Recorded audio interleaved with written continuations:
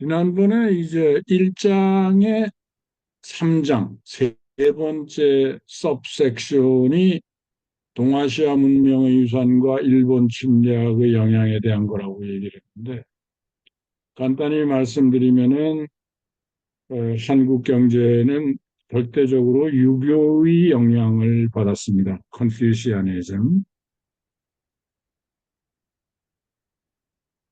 네, 여러분들이 키워드를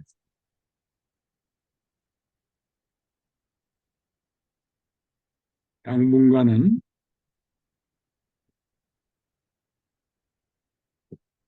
네, 컨퓨시안, 컨퓨시아니즘의 영향을 받았다.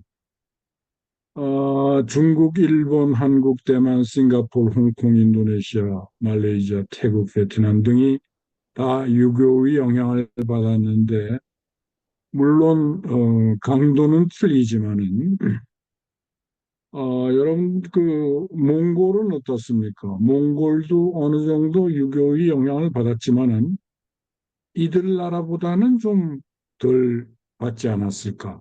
몽골은 몽골 자체가 가진 어떤 그런 내셔널리즘, 국민주의, 민족주의 이런 것들에 의해서 더 영향을 받지 않아. 그런 게 저희 생각입니다만 여러분들 생각에는 몽골은 유교의 영향을 어느 정도 받았을까? 뭐 거기에 대해서 페이퍼를 구상하고 페이퍼를 쓰는 것도 중요한 하나의 도전이라고 생각합니다. 그래서 여러분들은 몽골 내에서 유교의 영향을 받은 부분이 어떤 부분이 있는지 공부해 보는 것도 좋은 토픽이 아닐까 그렇게 생각합니다.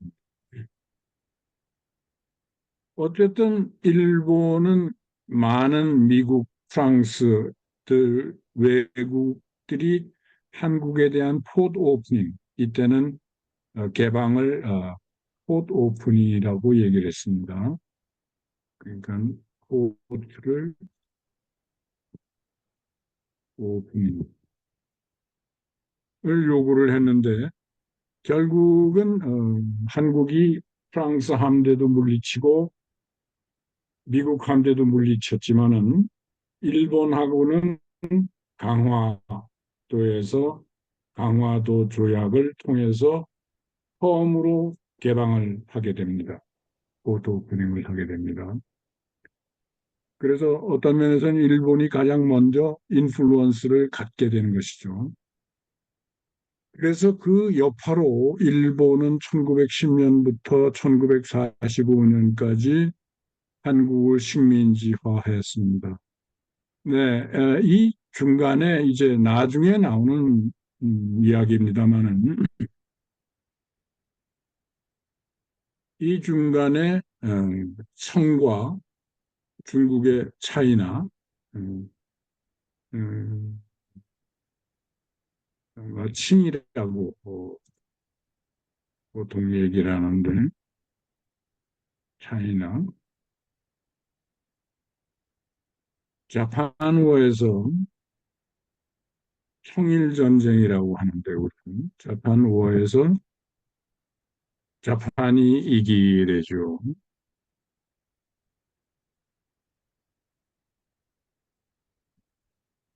윈슨. 그 다음에 곧 이어서 러시아와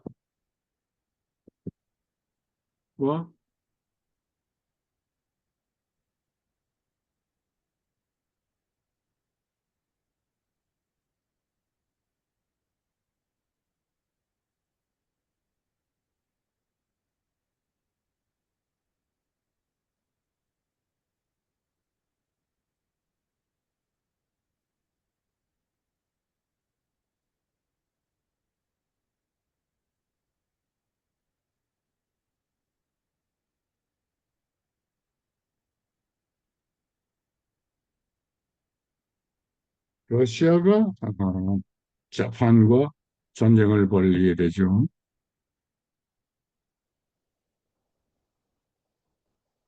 결국 이것은 자판 민수입니다. 그래서 자판이 헤게모니를 잡게 되는 것이죠. 자, 1900년대 초 전부 이것이 이 두 워가 다 같이 1900년대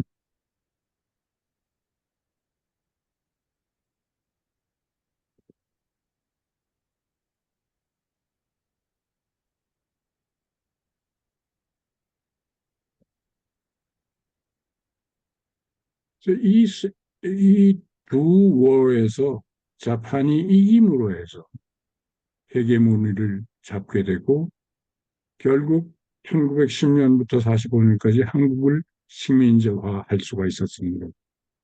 일본은 자국의 위익을 위해 한국을 착시했지만 토지관리, 정부조직 근대화, 초기 산업화라는 유산을 남기면서 한국의 근대화에 큰 영향을 미치게 됩니다. 다시 말하면 일본의 식민지화에는 양면이 있었던 거죠. 한쪽으로는 한국을 착취했지만 한국민의, 다른 쪽은 초기 산업화라는 말 아주 중요한 유산을 또 남기게 됐다는. 다시 말하면 프로 앤 콘, 네거티브 이펙트와 파저티브 이펙트를 같이 남겼다는 것이 중요한 평가라고 볼 수 있습니다. 그 이후 2차 대전의 종결로 일본이 물러남으로 인해서 1945년, 53년의 기간에는 어, 통계적 공백 기간이라고 제가 정의를 하는데 제대로 된 통계가 없었습니다. 왜냐하면은 그 정식 정부가 쓰지 못하고 미국의 군사 정부가 들어서고 북한에서는 소련 정부가 들어서고 해서 1950년에서 53년에는 남북 간에 전쟁이 있게 되죠. 그래서 결국 남북한이 분단이 되고 미국 군사정부의 무질서한 기간이 연속적으로 있었기 때문에 이러한 것을 우리가 이러한 기간을 굉장히 통계적 공백 기간, 정치적 혼란기라고 다루고 있습니다. 그 이후로는 이제 이승만 정권이 독재 정권으로서 득세를 하게 되고 결국 3년간의 한국 전쟁 발발, 다시 말하면 이것이 어떠한 기간이냐면 1950년에서부터 1953년까지. 네. 이게 한국 전쟁의 기간은 여러분들이 반드시 기억을 해둬야 되는 것이 100만 명이 넘는 사람들이 사망했고 한국의 고정자본의 최소 4분의 1이 파괴되었습니다. 북쪽과 일본으로부터의 많은 인구가 유입되었고 한국전쟁 이후에 남북 단독 정부가 수립됐습니다. 남쪽에서는 남쪽으로, 북쪽에서는 북쪽으로 단독 정부가 수립됐습니다. 1953년부터 재건과 개발이 시작되었고 1950년대 외환부족으로 수입대가 불가피해지는 것이죠. 이 수입대체라는 것은 인포 서브스티튜션이라는 것인데 굉장히 중요한 단어입니다. 여러분들이 꼭 기억을 해야 되는 단어.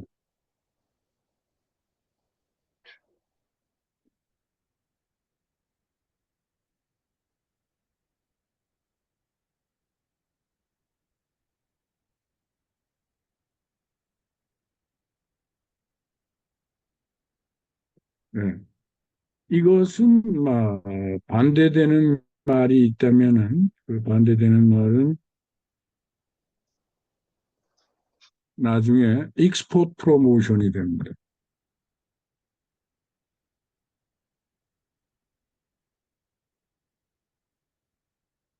음, 이것을 우리가 한국말로 번역을 하면은 수입진이라고 번역할 수가 있겠죠.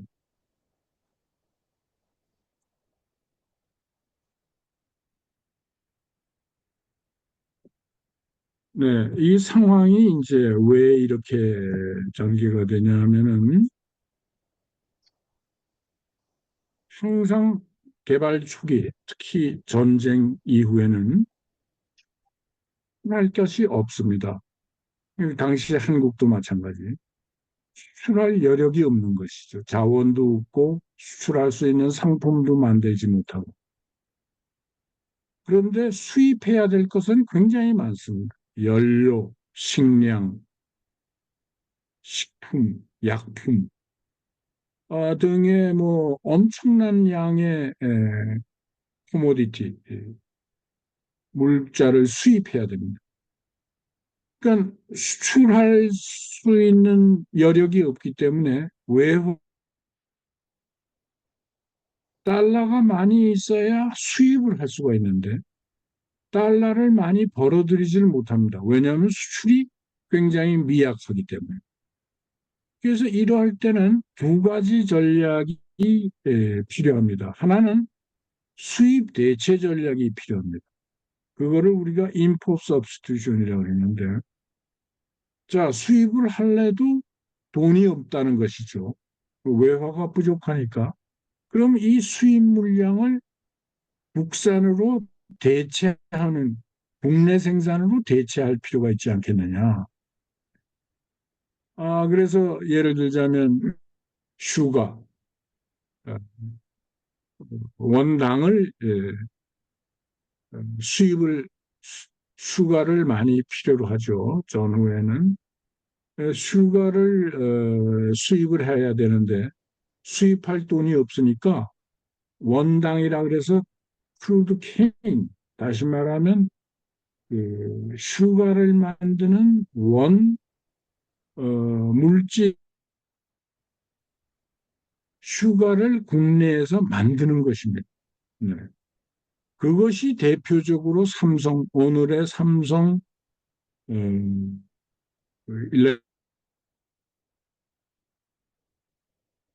일렉트로닉스나 삼성, 실은 이 수입 대체권을 받아가지고 원당을 수입한 업체로부터 출발을 했습니다. 네, 그러니까 수입 대체에서 결국은 나중에는 이 수입 대체만으로는 경제 개발을 할 수가 없으니까 수출 촉진으로 박정희 대통령 하에서는 전략을 바꾸는 것입니다. 이제 한국의 생산품으로 수입품을 대체하는 것보다는 어그레시브하게 수출을 많이 하자. 수출을 많이 해도 돈을 많이 벌어서 수입을 하는 쪽으로 이제 전략을 바꾸게 됩니다. 굉장히 중요한 키워드죠. 수입 대체에서 수출 촉진으로 개발 전략을 변경하게 되는 것이죠. 네. 그래서 1962년부터는 수출 증가율이 평균 30%, 40%에 달하는데 이는 실질 소득 기준으로 국민소득 성장률을 초과한 것이죠. 수출 주도 성장의 조건이 됐습니다. 제가 최근에 쓰는 페이퍼에도 그런 걸 쓰고 있지만은 루카스 같은 학자는 1960년대의 한국의 성장을 기적이라고 그랬습니다. 메이킹 어 미라클. 그래서 제가 그걸 좀 조금 루카스라는 노벨상을 탄 시카고 대학의 경제학자는 한국을 메이킹 어 미라클,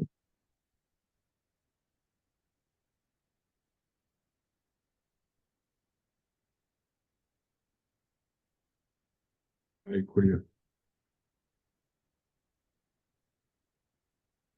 이런 얘기가 이 얘기를 인용할 수 있을 정도로 한국이 급성장을 하게 됩니다.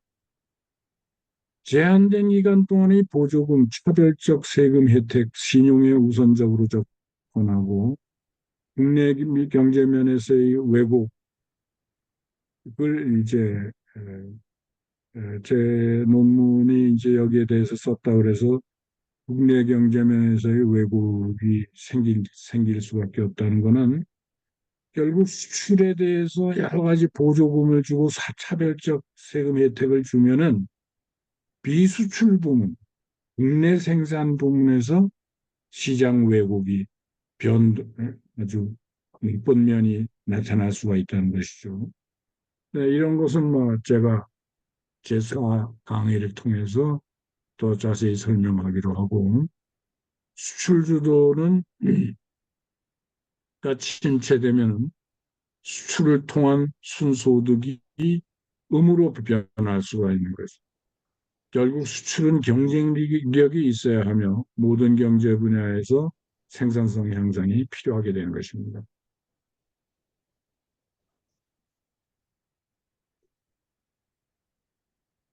그래서 이제 아마 우리가 곧 다음 시간, 다음 시간에 들어갈 것이 거시경제 개발이 어떻게 할 것이냐 하는 것에 대해서 뭐 전반적인 생산성의 꾸준한 증가를 가져오기 위해서 유능한 기업가 그룹이 필요하고 규율을 잘 지키고 부지런한 노동자가 필요하고 잘 교육되고 훈련된 노동인구가 필요하고 정부와 기업 간의 효율적인 협력이 필요하고 지원적인 금융 시스템이 개발하고 되어야 되고 개선된 토지 관리 및 농업 투입이 필요하다 하는 이런 등등의 전제 조건 하에서 거시경제 개발이 필요하다는 얘기를 하게 됩니다. 그래서 제4장에서는 우리는 특히 1910년부터 80년의 생산의 변화를 살펴볼 텐데요. 일제 식민지 통치하에서 일본은 자국의 이익을 위해 한국 경제의 발전을 설계했지만 특히 일제 강점기 후기에 일본은 국가 생산의 급속한 성장과 생산 구조의 주요 변화들을 관리했습니다. 뭐를 위해서? 전쟁을 이기기 위해서. 북한은 중공업 및 전력 설비 중심으로 발전을 했고 한국은 남한은 경공업과 풍부한 농경지를 중심으로 경공업, 농업 중심으로 발전을 했습니다. 그러나 한국의 분단은 심각한 경제적, 정치적 결과를 가져오게 됐습니다. 이승만 독재 정권 하에서 1953년, 60년까지 수입 대체 설비 투자가 이제 이루어졌죠. 다시 아까 말씀드린 대로 이승만 정권 하에서는 수출할 여력이 없었기 때문에 수입 대체할 수밖에 없었습니다. 그러나 1960년, 63년 정치혁명을 통해서 군부 쿠데타를 통해서 2년간의 군사정권과 군대와 권위주의 정권에 의해서 지지된 박정희 정권, 결국 정치적 안정성을 보장하기 위해서 성공적인 개발 정책이 필요했습니다. 지난 시간에도 제가 좀 말씀을 드렸습니다마는 박정희 정권이 2년간의 군사 정권을 통해서 이제 정권을 가지게 됐지만은 전통적으로 한국 사회에서는 군대에 대한 리스펙트가 존경심이 굉장히 약했습니다. 다시 말하면은 이러한 정권을 우리가 오토리테리안 레짐, 권위주의 정권이라고 해요. 쉽게 말하면은 독재 정권을 얘기하는 것이죠. 이 권위주의 정권이 된 박정희 정권으로서는 정치적 안정성을 가져오기 위해서는 뭔가 국민에게 보여줘야 되겠다는 것이죠. 자, 전통적으로 리 다이너스티를 통해서 군대는 아주 부족합니다. 그러면 그러한 상태에서 어떻게 권위주의 정권을 정치적 안정성을 보장하는 것을 수립할 수가 있겠느냐. 결국 경제가 문제다. 성공적인 경제개발 정책을 우리가 완수를 하면은 그러면 국민들도 우리의 레지티머시, 레짐, 우리의 정권을 어떤 면에서 지지하지 않게 되면서 네, 그래서 이것을 성공적인 개발 정책이 정치적 안정성을 보장하도록 정치적 안정성과 레지티마시, 집권의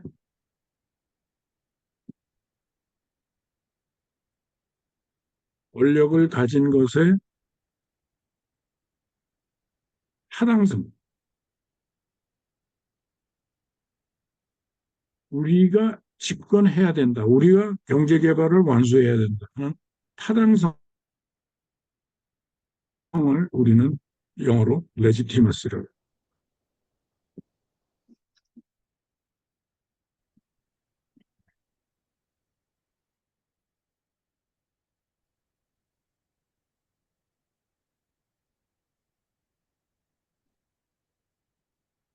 또 어느 정권이나 공부구 대타를 일으키면 그 공부구 대타가 집권의 타당성,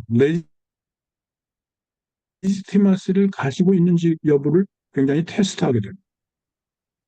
1954년 한국은 주로 농업경제, 제조업 플러스 건설이 GNP의 11%에 불과했습니다.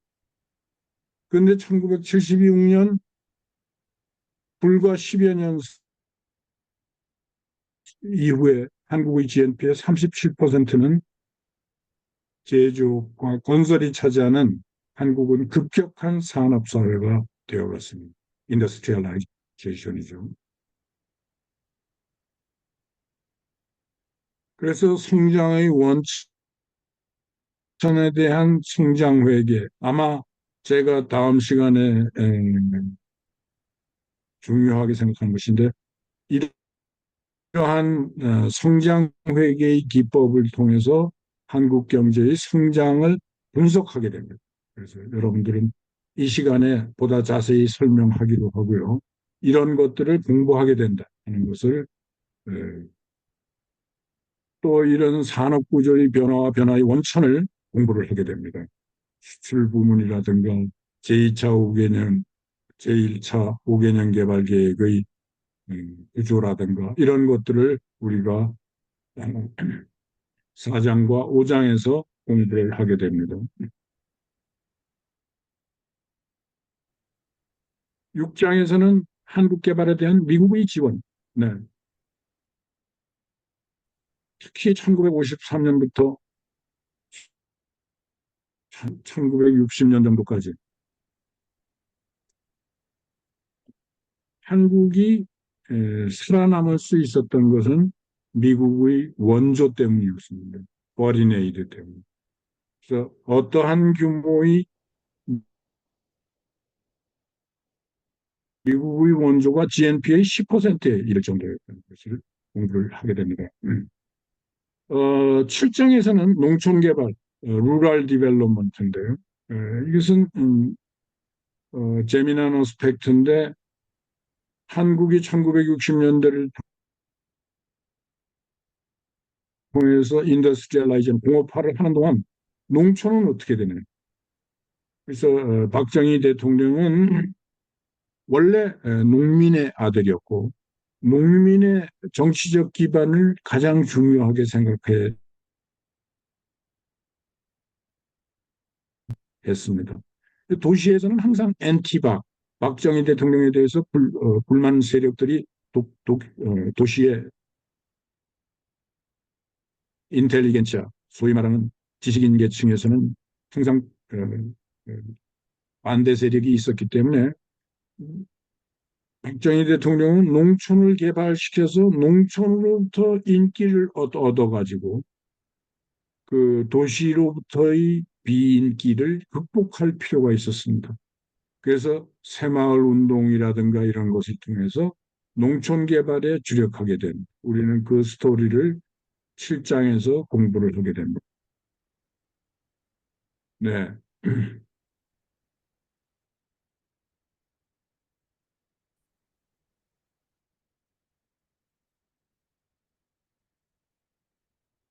그리고 8장에서는 정부와 기업, 한국의 정부와 기업의 관계는 결국은 정부와 기업이 어떠한 역할을 했기 때문에 한국 경제가 급격히 발전할 수 있었는가 하는 것을 공부를 하게 될 겁니다. 제8장에서. 제9장에서는 그동안 있었던 그 한국의 거시경제 정책이 이 금면에서는 어떻게 변화했느냐. 재정이라는 것은 쉽게 말해서 정부의 재정입니다. 정부의 조세, 수입이나 지출을 우리가 재정이라고 얘기를 하고, 금융정책은 쉽게 말하면 은행이죠. 은행을 통한 통화정책, 금융정책을 우리가 이 두 정책이 필라라고도 볼 수 있습니다. 두 기둥이라고 볼 수 있는데 이 정책들을 통해서 한국이 어떻게 발전했느냐 하는 것을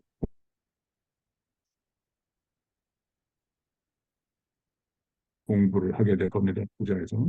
교육, 여러분들이 가장 관심이 있는 한국의 교육제도의 발전에 대해서 공부를 하게 될 겁니다. 네, 근데 그리고 11장에서는 urbanization and population, 다시 말하면은 한국의 도시화가 어떻게 인구 증가를 어떤 식으로 배분했는지. 여러분들 그 몽골에서도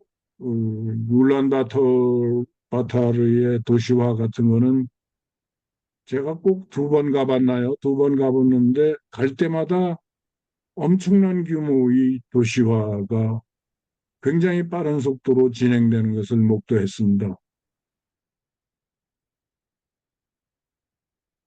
한국은 뭐 더 빠른 속도로 지난 1960년서부터 70년 사이에 도시화와 인구 증가를 가져왔죠. 이것을 우리가 공부하게 되는데 여러분들은 울란바토르의 사례를 통해서 한국과 비교할 수 있는 시간이 있지 않을까 싶습니다. 마지막으로는 이제 한국의 경제 성장이 한국의 소득 분배를 어떻게 변화시켰느냐. 소득 분배가 더 소득 가진 자, 가난한 사람들에게 유리하게 전개되느냐, 불리하게 전개되느냐. 또 농촌과 도시 간의 소득 격차는 어떻게 바뀌었느냐 하는 것을 우리가 마지막 장에서 공부를 하게 됩니다. 그리고 이제 제 13장은 어떻게 되냐면 이 책이 쓰였을 때가 1980년, 79년 그때입니다. 그 박정희 대통령이 오랜 정권 유지, 79년에 KCIA, 한국중앙정보부장에게 암살을 당하죠. 그래서 박정희 에라가 1979년에 끝납니다. 그러면서 이 책의 저자들은 1979년 이후, 1980년 이후죠. 한국의 성장의 원천과 향후 전망은 어떻게 될 것이냐를 간략히 적어 놨죠. 그러니까 이것이 이 책이 벌써 나온 지가 44년 전이니까 여러분들은 어느 정도 이 한국의 성장 원천과 향후 전망이 지난 44년의 한국의 발전 방향을 뭐 예측했다 그럴까요? 그렇게 우리가 생각을 할 수가 있겠죠. 네, 그래서 사실은 일장은 뭐 이렇게 시간을 많이 보낼 서론은 아니지만 그래도 이 서론의 키워드들을 중심으로 여러분들이 이해를 공고히 하면은 물론 그 다음 장들을 우리가 쉽게 공부를 할 수가 있을 겁니다. 그래서 1장은 여기서 끝이고요. 다음 2장으로 넘어가도록 하겠습니다.